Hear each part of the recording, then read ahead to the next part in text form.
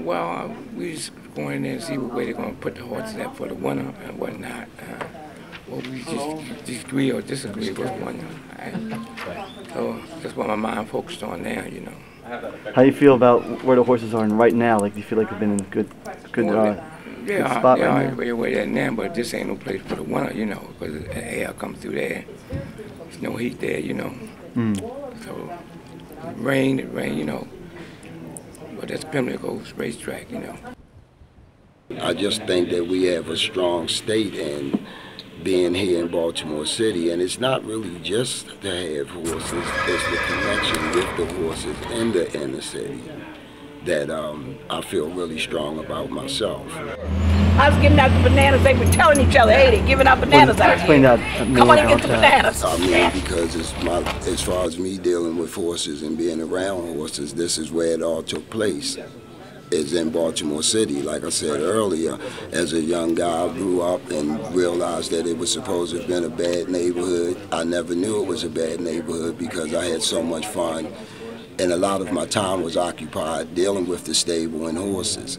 I have 6 grandchildren.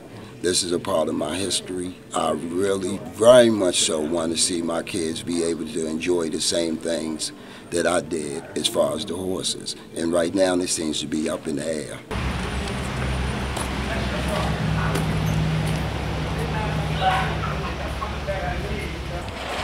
So, did you know when they're going to hear anything from the city at all? No, they are working hard on it. They're working hard. They've been working diligently with us. I think they're going to do what they said they're going to do.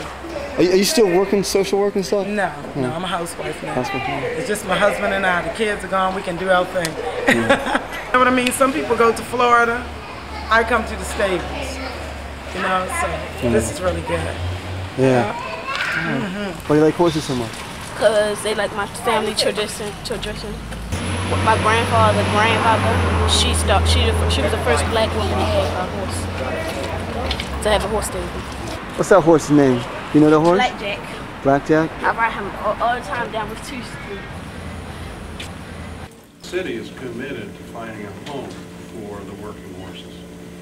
However, the city really shouldn't be in a position of finding a home for horses which are kept as pets. That's a personal decision by a horse lover and owner to keep an animal for recreational uses. And there really isn't something that should be the city's responsibility to pay for a home for. Okay, well, in the beginning when this situation started, it was a whole as far as everybody. There was a lot of people involved. And when we was spoke to in the beginning, we was reassured pretty much that everyone was going to be taken care of. I think what he's trying to say is we have some horses that used to ARAB and they don't now. So I think when I talked with Olivia and several other people, we talked about like a retirement place for horses. And that's when we brought up Leakin Park. Because it gives you that grazing area and all of that so that the horses can be properly exercised. When I talked with them, I asked them about, well then, you said you're going to lease a place to Mr. Savoy for ARABing. Would the city lease us a place for the retired horses? And we will pay, we're not asking the city to pay for this. We're just asking for location. Will the city lease us a place? Because the thing is, these are former ARAB horses. We've grown to love them. It is an issue of compassion, but you know, we're all as compassionate as the next person. Nobody wants to see horses put out, but I think that it's also an issue of what, you know, what's the city's responsibility to care for animals, and it's hard for us to get in a position where we're essentially providing a home for pets, understanding that they're retired horses. Our recommendation as Department of Planning to the Department of HCD is to proceed with the B&O site. You get in touch with your father? Not yet. My mother in the car. Wait, over there on the right. So tell me again what the whole thing about the permits and all that stuff. What's going on? It was 2 horses per permit. And so that's what we did. If we had horses that we didn't have permits for, we sold them to rescue farms.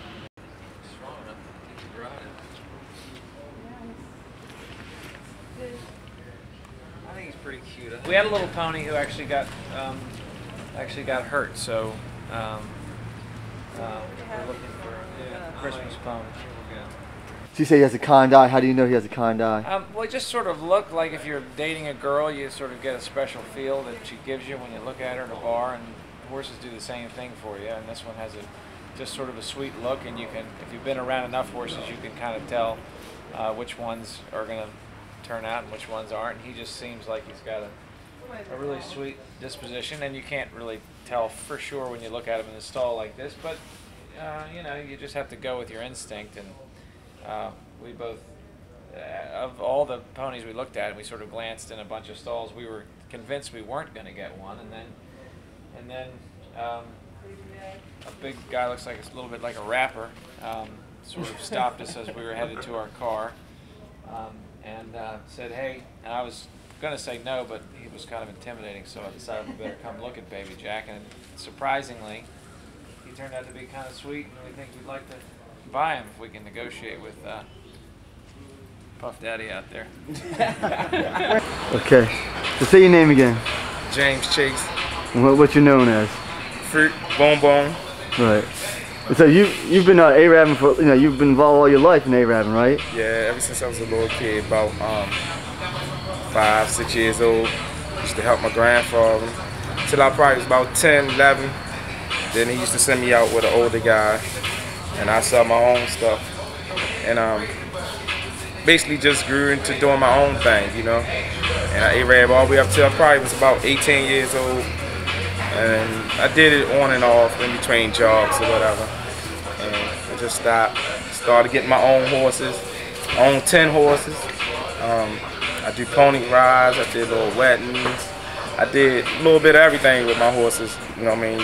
Basically used them for my family, driving carriages. Drive my family around in the carriage or whatever. Have our little family days.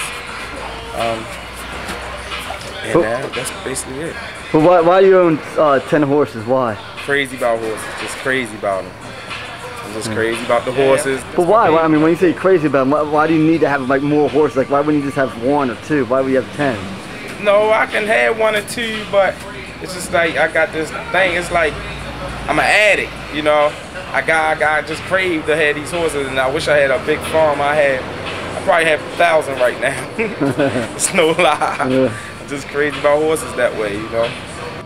They came up trying to offer us the least amount of money they could to get them from us because they felt that our back was against the wall. And it was like, you know, horses for the taking, you know.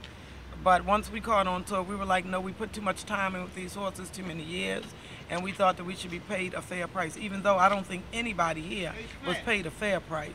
But I think it was better than what they originally wanted to give us. You've been A-rabbing forever, right? 65 years. 65 years? And there was a point here that they weren't even going to let you bring any horses down here, is that right? It seemed like there was a point where they weren't even going to let you bring any horses at all. It wasn't for her. It was me that they, oh, yeah. Wasn't for her? I had to bail them out.